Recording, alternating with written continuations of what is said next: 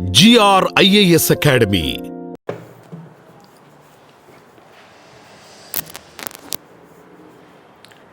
"100 Days, 100 Themes, 1 Goal UPSC Prelims." Hello everyone, welcome back to Mission Surya. In this program, we deal with current affairs completely from prelims perspective. So let's get started. Okay, in our most probable question series, today our topic is about antimicrobial resistance, AMR. So few organisms, when exposed to large number of antibiotics, they develop resistance to the antibiotics. Meaning, whenever we consume antibiotics to treat illnesses caused by few microorganisms, some will survive and those will reproduce, and then they develop. Why they will survive? It's natural part of evolution that whenever some organism is being killed continuously, it will evolve to contain it, right? So these organisms which survive, they will reproduce and these will become resistant to antibiotics. Means we cannot treat illnesses caused by these microorganisms anymore. So that is how microbes will become resistant to antibiotics and we cannot treat illnesses anymore caused by those microorganisms.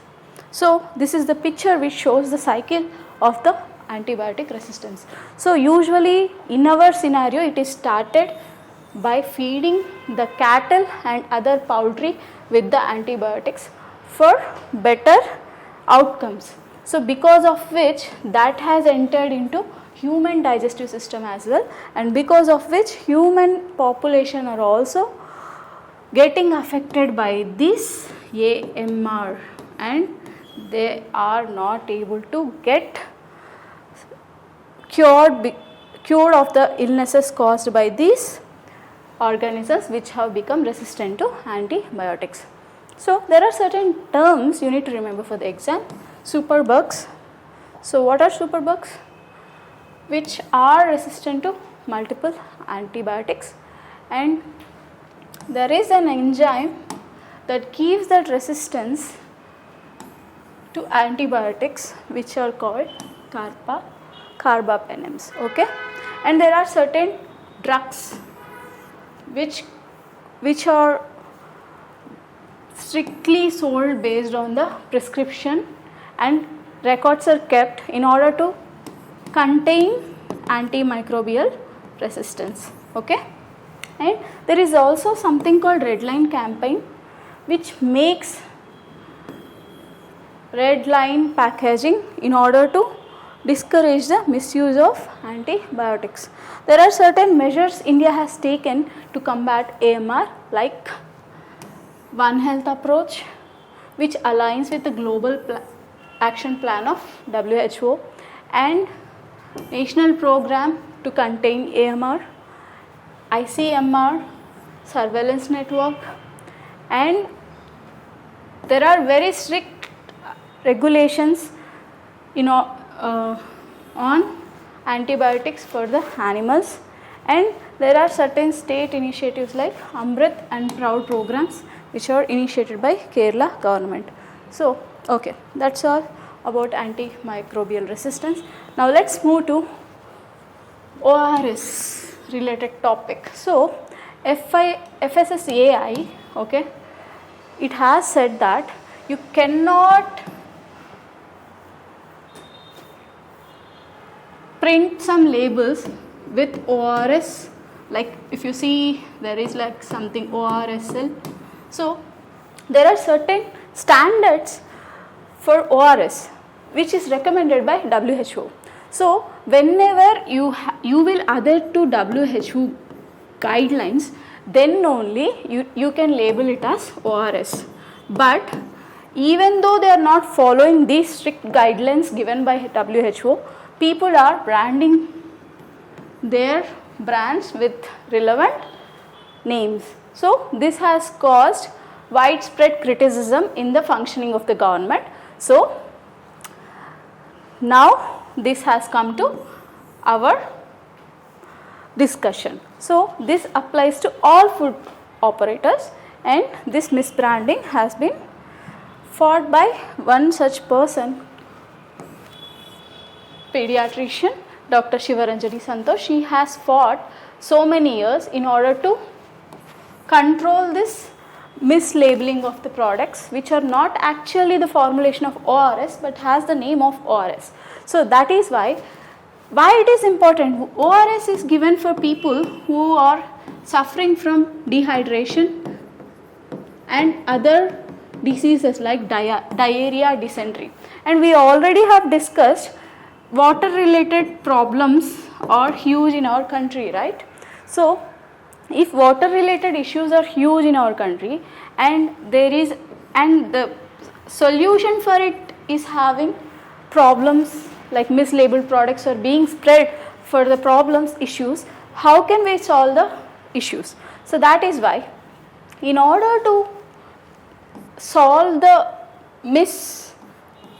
mislabeled products issue, FSSAI has banned the mislabeling of products. So they have to contain ORS guidelines given by WHO in order to be named as ORS. Okay, that is the main concept here, and that is what they cannot name, and there will be penalties and punishments, and they have to recall in case of mislabeling, and FSSAI is central authority for this. So what we have to remember here for the exam, WHO standard formulations are mandatory if they have to label it as ORS product, and FSSAI has the authority from the Food Safety and Standards Act, and it is punishable offence if you are misbranding it, and these are the guidelines of WHO if it has to be labeled as a ORS. Okay, and it applies to all kind of beverages, whether they can be fruit based or ready to drink products. Okay, and then comes our lifestyle disorder, obesity. Okay, so what is this concept is about? So the World Obesity Atlas 2026 has been released by the World Obesity Federation on 4th March. Why? Because globally the obesity has crossed alarming levels. So what is obesity? It is the accumulation of fat which is more than the normal, right? So how it is measured? It is measured using body mass index. So body mass index considers your height, weight, age, everything, right? So that's how the extra fat is calculated. So if it is greater than or equals to 25, you are having overweight. If it is greater than or equals to 30, then you are obese. So that is the body mass index definition. So what are the reasons? So lack of physical activity, unhealthy eating behavior. So whenever you are eating certain foods, you need to do exercise accordingly. So if you are consuming that much fat content food and you are having sedentary lifestyle, obviously that will be accumulated as fat, right?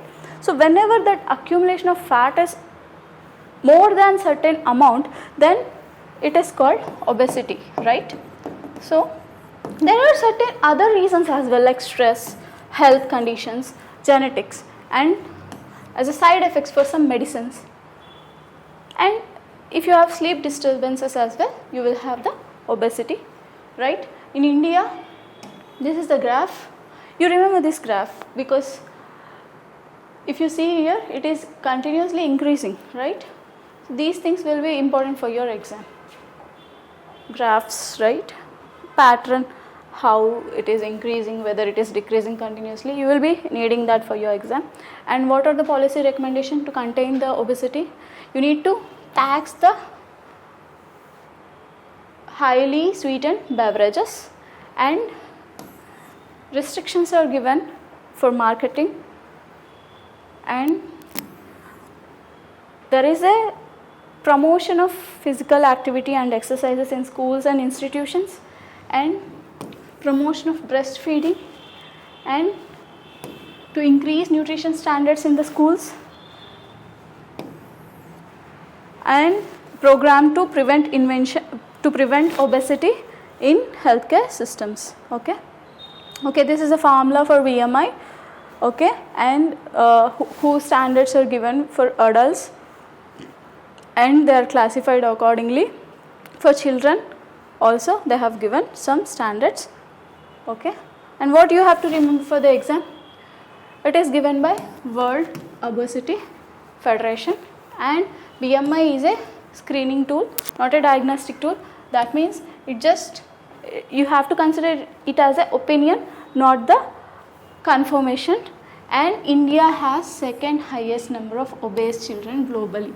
This will be very important for you. Okay, in statement questions it might come. And obesity linked to diabetes, hypertension and CVDs. So childhood target shifted from 2025 to 2030. So these are the prelims key takeaways. And then comes biosimilars. So we already know generic drugs are given, right? But these are not generic drugs. They are something else. They are developed from living beings. Okay? And they want to reduce the timelines, which usually takes 7 to 8 years to 3 to 4 years. Okay? So what are biosimilars? They are synthesized by living cell, and cost is around 100 to 300 million, and 7 to 8 years will be taken to develop these. Okay, even though they are derived from living cells, they are considered safe and effective alternatives. Okay, and they are used mainly for serious and long term diseases like cancer, diabetes and autoimmune disorders.